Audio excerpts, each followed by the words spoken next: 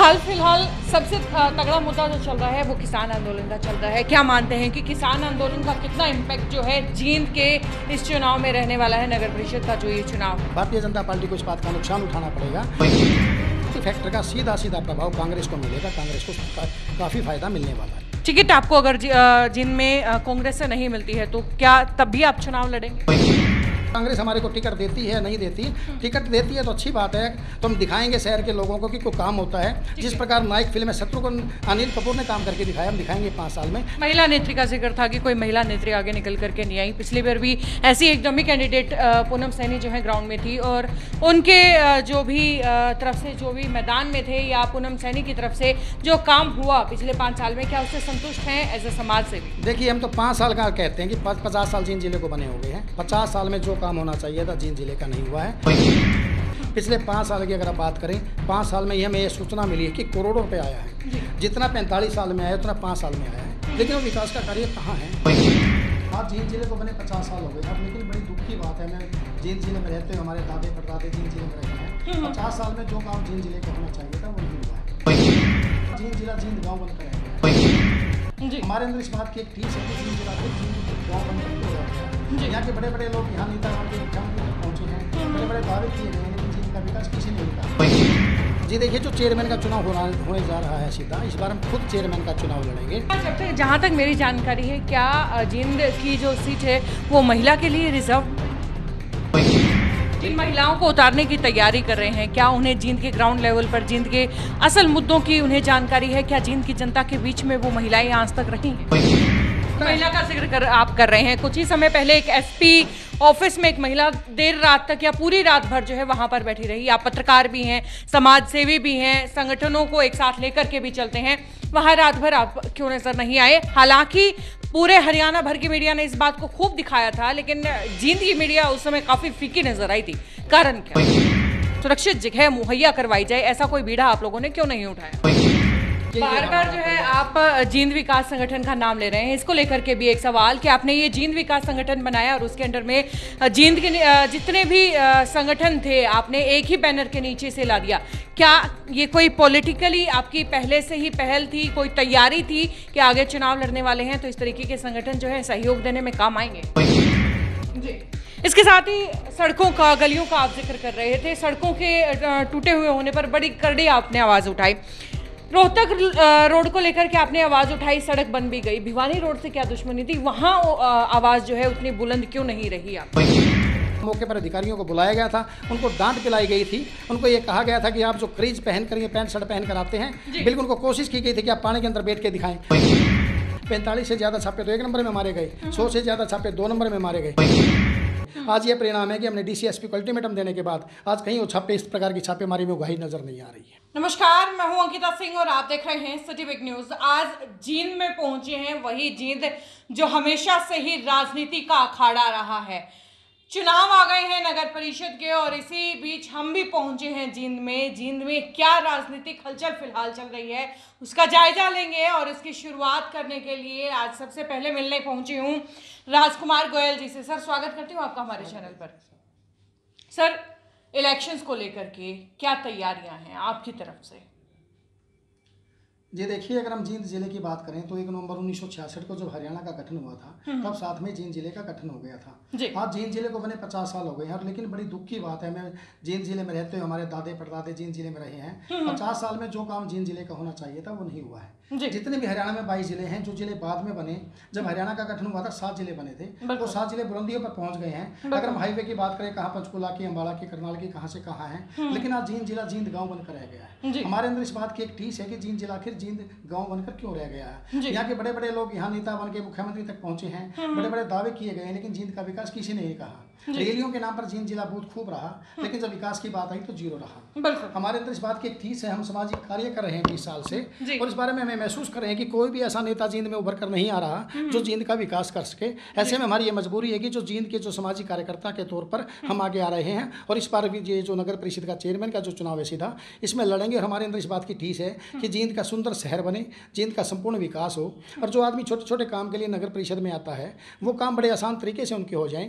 इस सब मामले मामले को लेकर हम आगे आ रहे हैं और हमारी ये पूरी कोशिश है कि अगर जींद के लोगों ने हमें साथ दिया तो हम जींद का संपूर्ण विकास करके दिखाएंगे और जींद को सुंदर शहर बनाकर दिखाएंगे। जो काम 50 साल में नहीं हुआ वो काम हम 5 साल में करके दिखाएंगे। जैसा कि आपने अभी सवाल उठाया कि जींद जिले से कोई अच्छा एक छवि उभर करके नहीं आई है, आपके नज़रों में वो छवि कौन है? किस में जो है आप एक संपूर्ण चेयरमैन के गुणों को आप देखते हैं? जी देखिए, जो चेयरमैन का चुनाव होने जा रहा है सीधा, इस बार हम खुद चेयरमैन का चुनाव लड़ेंगे और हमारी ये पूरी कोशिश है कि अगर जींद की जनता ने हमें मौका दिया तो इस बार हम जींद का पूरा विकास करके दिखाएंगे। यहाँ बड़े बड़े नेता पैदा हुए हैं, यहाँ से विधायक का चुनाव जीतकर लोग मुख्यमंत्री बने हैं, यहाँ से विधायक का चुनाव जीतकर लोग मंत्री बने हैं, यहाँ से विधायक का चुनाव जीतकर लोग केंद्रीय मंत्री बने हैं। क्या जब तक जहाँ तक मेरी जानकारी है, क्या जींद की जो सीट है वो महिला के लिए रिजर्व नहीं है? जी देखिए, बिल्कुल आपने सही कहा है। जो पीछे रिजर्वेशन आई है उसमें एक महिला कैंडिडेट के लिए फाइनल कर दिया गया, आरक्षित है। और जितने हम सामाजिक कार्यकर्ता, दूसरे भी चुनाव सामाजिक कार्यकर्ता थे जो पिछले कई साल से काम कर रहे थे, जिन्होंने कहा कि हम चुनाव लड़ेंगे, तो कहीं ना कहीं हम अपनी महिलाओं को आगे मैदान में उतारेंगे और हमारे घर से एक महिला हमारे प्रत्याशी के तौर पर आगे आएगी और हम बिल्कुल चेयरमैन का चुनाव लड़ेंगे। प्रत्याशी के तौर पर अपनी धर्मपत्नी, माता, बहन किसको उतारने वाले हैं?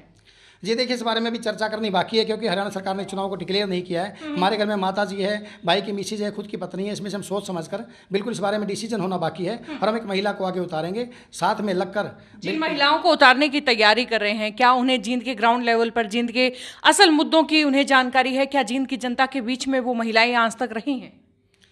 जी देखिए, हमने बिल्कुल चर्चा की। जब महिला रिजर्व आया तो मैं ये नज़र दौड़ाई चारों तरफ कि कौन सी ऐसी महिला हैं जो खुद आगे आकर चुनाव लड़े।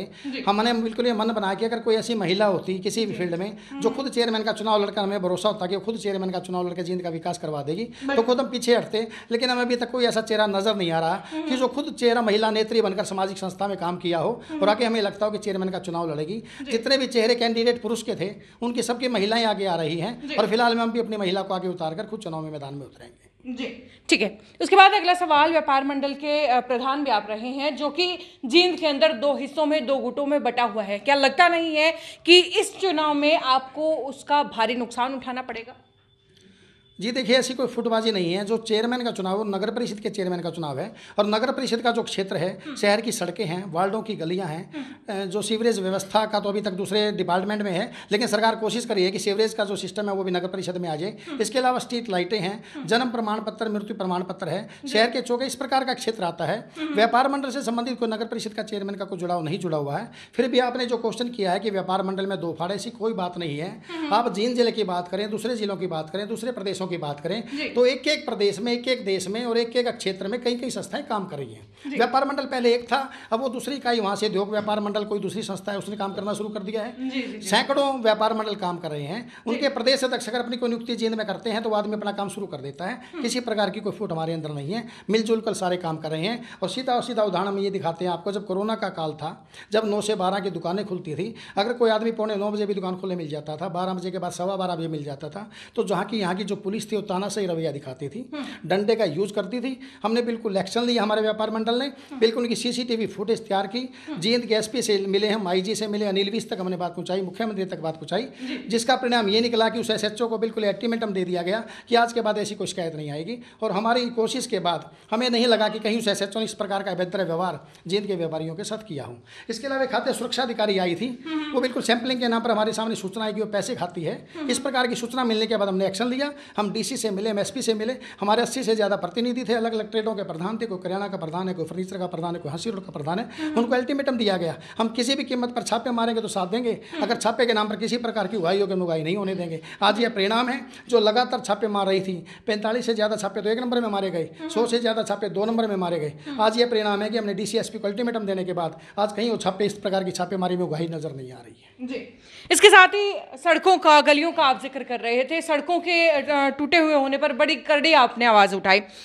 रोहतक रोड को लेकर के आपने आवाज़ उठाई, सड़क बन भी गई। भिवानी रोड से क्या दुश्मनी थी, वहाँ आवाज़ जो है उतनी बुलंद क्यों नहीं रही आपकी? देखिए, हमने एक जींद विकास संगठन बनाया है। 1 नवंबर 1966 को जो हरियाणा बना था, उसी तर्ज पर 1 नवंबर 2021 को हमने बनाया था।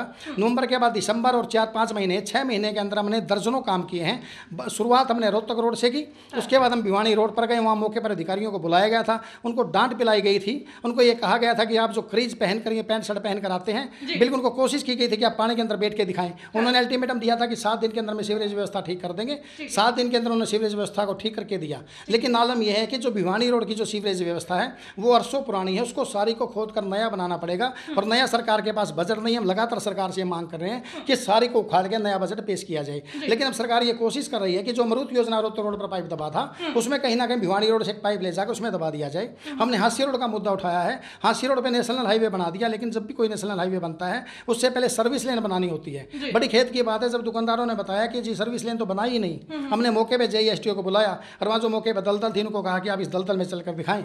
वहाँ के दुकानदार हर रोज इस दलदल में चलते हैं। आप जो नए नए महंगे महंगे जूते और पैंट शर्ट पहन कर आते हैं आप चल के दिखाएं।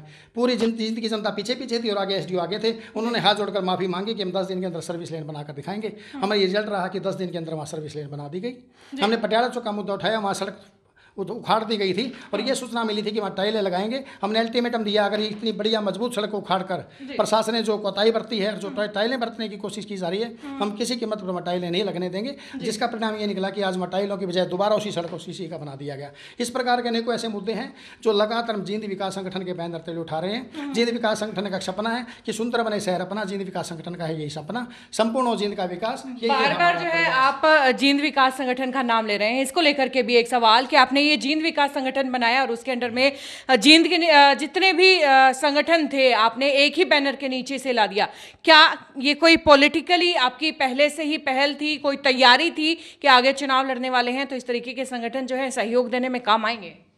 जी देखिए, हम सामाजिक संस्थाओं के तौर पर काम कर रहे थे। कोई JCs के बैनर के तले काम कर रहा था, हम अग्रवाल समाज व्यापार मंडल के बैनर के तले काम कर रहे थे। जब लगातार ये लगा कि जींद का विकास ही नहीं हो पा रहा, जींद गांव बन रहा है और लोग हमारे पास लगातार समस्याएं लेकर आ रहे हैं। एक एक छोटी छोटी समस्याओं को लेकर शाम तक 10-10, 20-20 आदमी आते हैं। कोई कहता है कि मेरी चोरी की FIR दर्ज नहीं हो रही, कोई कहता है मेरी दूसरी प्रॉब्लम है, कोई कह रहा है पब्लिक हेल्थ वाले हमारी नहीं सुन रहे। हम डेली इन समस्याओं को इकट्ठा करके प्रशासन से मिलते थे और प्रशासन से दूर करने का प्रयास करते थे, 5-5, 10-10 लोग इकट्ठे होकर। फिर हमारे अंदर ये मन में आया कि जब 5 साथी इकट्ठे होकर काम ही कर रहे हैं तो क्या ना एक बैनर ऐसा बनाया जाए जींद विकास संगठन, जिसका नाम दिया गया कि जींद की सुंदरता को लेकर, जींद के विकास की हम लड़ाई लड़ेंगे। और अलग अलग 2 दर्जन से ज्यादा संस्थाओं के प्रतिनिधि इसमें शामिल हुए। हमारे किसी प्रकार की कोई तमन्ना ये नहीं थी कि इसको राजनीतिक मंच बनाना है। और आज भी जींद विकास संगठन राजनीति से दूर है। उसके अंदर जितने भी पदाधिकारी हैं, कोई BJP से जुड़ा हुआ है, कोई कांग्रेस से जुड़ा हुआ है, खुद इनेलो से जुड़ा हुआ है, खुद हम भी आज तक किसी भी पार्टी से नहीं जुड़े हुए। पिछले 20 साल का हमने रिकॉर्ड है। 1996-97 से हमने सामाजिक लड़ाई लड़ी थी। हम लगातार हर साल 2001 में हमने परीक्षा सम्मेलन करवाया। हम पूरे प्रदेश में परीक्षा सम्मेलन करवाते हैं। जिन लोगों के रिश्ते नहीं होते उनके रिश्ते करवाते हैं। हमने प्रदेश सरकार से मांग की थी रिश्ता आयोग बने। हम गरीब कन्याओं की शादियां करवाते हैं। छोटे छोटे जो काम है, पानी की टंकी से लेकर जितने भी काम है, सबसे बड़ा जो मेन काम हमारे सामने निकल कर ये है कि जो गरीब तबका है, जिसको कोई भी काम दफ्तर से करवाना है, जब वो दफ्तर में जाता है तो उसको दरवाजे पर उसको डांट दिया जाता है, उसको लाइन में लगा दिया जाता है। 3-3 घंटे बाद जब उसका नंबर आता है तो उसकी फाइल फेंक दी जाती है।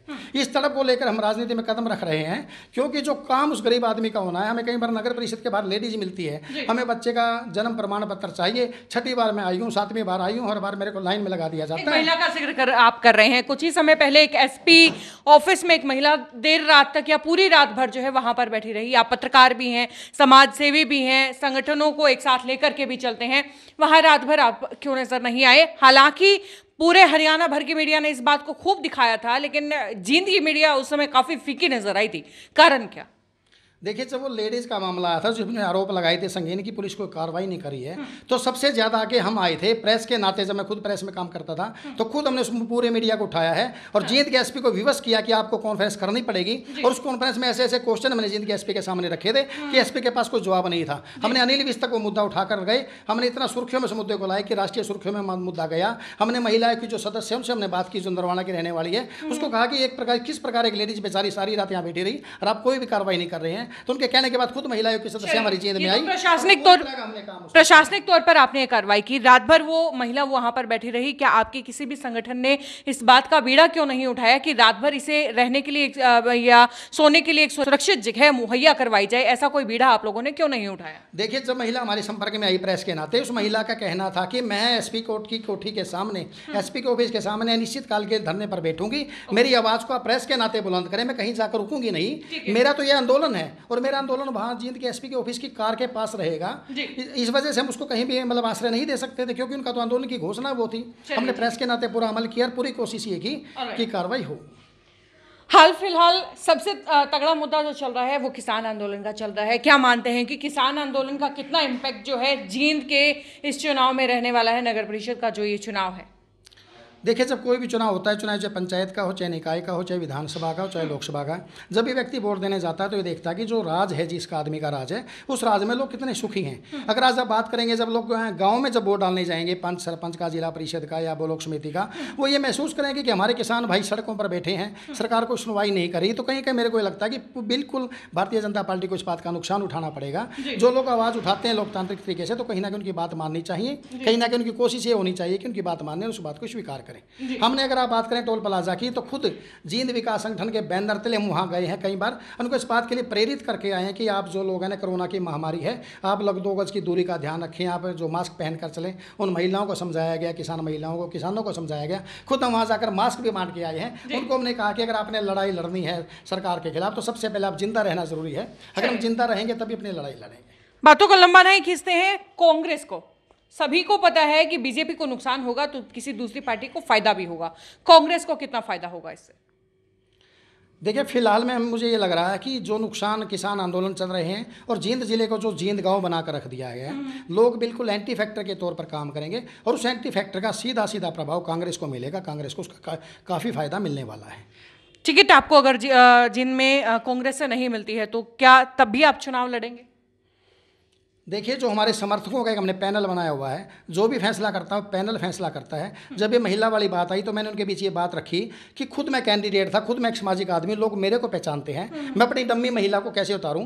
तो उनका कहना था कि हमने पूरी एक नज़र मारी है, किसी प्रकार की कोई महिला नज़र नहीं आती। इस बारे में डिस्कस करेंगे, लास्ट तक भी हमें ये लगेगा कि कोई महिला नेत्री ऐसे सामने आ रही है कि जो जींद जिले का विकास कर देगी, तो हम उसके समर्थन में आने में भी, पीछे हटने में कोई दिक्कत नहीं आएगी। इसी प्रकार अगर कांग्रेस हमारे को टिकट देती है, नहीं देती, टिकट देती है तो अच्छी बात है, तो हम दिखाएंगे शहर के लोगों को कि काम होता है। जिस प्रकार नायक फिल्म में शत्रुघ्न अनिल कपूर ने काम करके दिखाया, हम दिखाएंगे 5 साल में, क्योंकि हमारी एक एक चीज़ पर नजर है। जींद में पासपोर्ट आज तक बनते नहीं, जींद की गलियां खराब है, जींद की स्ट्रीट लाइट बेकार है, अमृत योजना पर करोड़ों रुपए फूक दिए, परिवार पहचान पत्र में बड़ी दिक्कतें थी। किस प्रकार लोग तानाशाही तरीके से बनाते हैं। हम लाइन सिस्टम खत्म कर देंगे, लोग जो लाइन में खड़े होते हैं वो बिल्कुल सिस्टम खत्म होगा, जी करके लोग बात करेंगे, फीडबैक सिस्टम होगा, रिसिप्ट सिस्टम होगा। अभी तक तो कमेटी में आप फाइल देके जाते हैं, फिर दोबारा देते हो, तीसरी बार देते हो, 10वीं बार देते हो, फाइलें खो जाती हैं, कोई सिस्टम ही नहीं है। हर प्रकार का सिस्टम चेंज करेंगे। हमारे को कांग्रेस मौका देगी तो ठीक है, नहीं तो उसके बाद हमारे जो पैनल है वो फैसला करेगा कि हम निर्दलीय मैदान में उतरेंगे या किसी और तरीके से। महिला नेत्री का जिक्र था कि कोई महिला नेत्री आगे निकल करके नहीं आई। पिछली बार भी ऐसी एक डमी कैंडिडेट पूनम सैनी जो है ग्राउंड में थी और उनके जो भी तरफ से जो भी मैदान में थे या पूनम सैनी की तरफ से जो काम हुआ पिछले 5 साल में, क्या उससे संतुष्ट हैं एज ए समाज सेवी? देखिए, हम तो 5 साल का कहते हैं कि 50 साल जींद जिले को बने हो गए हैं। 50 साल में जो काम होना चाहिए था जींद जिले का नहीं हुआ है। पिछले 5 साल की अगर आप बात करें, 5 साल में हमें ये सूचना मिली है कि करोड़ों रुपए आया है। जितना 45 साल में आया उतना 5 साल में आया है, लेकिन वो विकास का कार्य कहाँ है वो नज़र तो नहीं आ रहा। चारों तरफ जींद गाँव नजर आ रहा है। आप किसी रोड को ले, रोहतक रोड लें, भिवानी रोड लें, हांसी रोड लें, मेन बाजार लें, गांधीनगर की ऐसी ऐसी सड़कें जो पक्की बनी हुई थी, किसी प्रकार भी टूटी हुई नहीं थी, उनको तोड़ दिया गया सिर्फ टाइलें लगाने के लिए। पूरे शहर का आलम यह है कि लोग दुखी हैं, छोटे छोटे काम के लिए परेशान हैं। किसी भी प्रकार का काम ना 5 साल में हुआ ना 45 साल में हुआ। 50 साल बनाम अगले 5 साल हम लोगों को कह रहे हैं कि हम शहर का संपूर्ण विकास करके दिखाएंगे। जी सर, बहुत बहुत धन्यवाद आपका हमारे साथ जुड़ने के लिए, हमारे सवालों के जवाब देने के लिए। तो ये थे गोयल साहब, जिनसे जितने मेरे मन में, मेरे जहन में जो सवाल थे, सीधे हैं, तीखे हैं, सारे मैंने इनसे पूछे हैं और जवाब भी बखूबी दिए हैं। आखिरकार पत्रकार हैं, अटकने वाले तो वैसे भी नहीं है। खैर, ये खबर यहीं तक, आगे भी खबरों का सिलसिला जारी रहेगा। देखने के लिए जुड़े रहिए सिटी बिग न्यूज़ के साथ। नमस्कार।